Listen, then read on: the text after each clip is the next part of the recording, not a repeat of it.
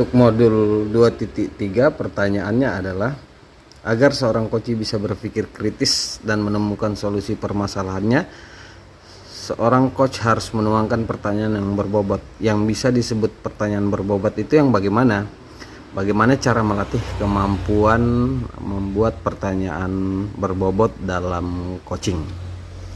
Jadi begini, pertanyaan berbobot dalam coaching itu adalah pertanyaan yang memiliki kedalaman dan mampu mendorong coach untuk berpikir kritis, berpikir reflektif, dan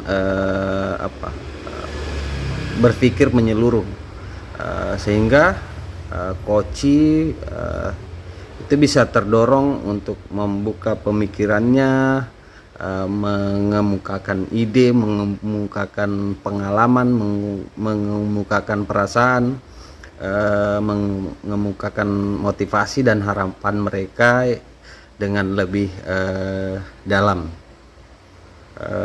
Adapun cara kita melatih kemampuan membuat pertanyaan berbobot adalah kita harus memahami situasi dan tantangan yang mereka hadapi dalam kegiatan coaching, agar kita bisa memahami konteks yang konteks permasalahan atau topik dalam coaching yang kita lakukan. Berikutnya saya kira kita bisa berlatih lebih banyak untuk dalam praktek coaching untuk membuat pertanyaan yang secara aktif dalam berbagai situasi. Kita bisa membuat simulasi coaching sesama coach. Kita bisa berganti peran dan membuat skenario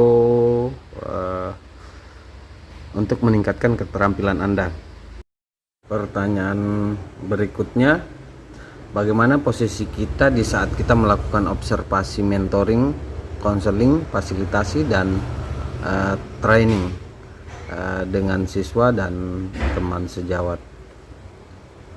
Jadi posisi kita tentu akan berbeda-beda ya. Jika kita sebagai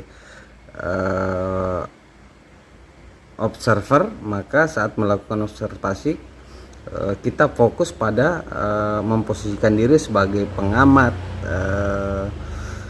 mengamati perilaku, mengamati interaksi, mengamati kinerja orang yang kita observasi, atau mungkin mengamati sesuatu situasi tertentu, agar kita bisa memahami dengan lebih baik untuk mengidentifikasi dan bagaimana kita bisa memperoleh informasi yang lebih dalam tentang apa yang kita sedang observasi. Sedangkan kalau kita sebagai mentoring, kita berposisi sebagai orang yang lebih berpengalaman, lebih dominan. Kita sebagai pembimbing atau penasihat orang yang kita mentoring, kemudian kita lebih dominan untuk memberikan arahan, panduan, dan dukungan kepada individu yang sedang kita mentor. Konseling, posisi kita lebih pada membimbing atau memberikan dukungan secara emosional, menjadi pendengar aktif dan memberikan saran, arahan kepada individu yang membutuhkan bantuan terhadap kita. Dalam kegiatan fasilitasi berbeda lagi, kita berposisi sebagai fasilitator dalam sebuah kelompok atau dalam sebuah kegiatan. Fokusnya adalah bagaimana kita memfasilitasi kegiatannya, memfasilitasi diskusinya, kolaborasi, atau pembelajaran kelompok yang agar prosesnya bisa berjalan lebih efektif. Kita mungkin sesekali memberikan arahan atau dukungan, tetapi fokus utamanya adalah memastikan prosesnya berjalan dengan baik. Jadi lebih pada prosesnya. Kemudian pelatihan beda lagi. Dalam peran sebagai pelatih, kita berada pada posisi sebagai instruktur, sebagai orang yang lebih berpengalaman mungkin sebagai penyaji materi pelatihannya, kemudian kita fokus juga untuk mengembangkan pengetahuan dan keterampilannya. Pertanyaan berikutnya, apakah coaching dinyatakan gagal jika coach tidak dapat membantu coachee menemukan solusi atas permasalahannya?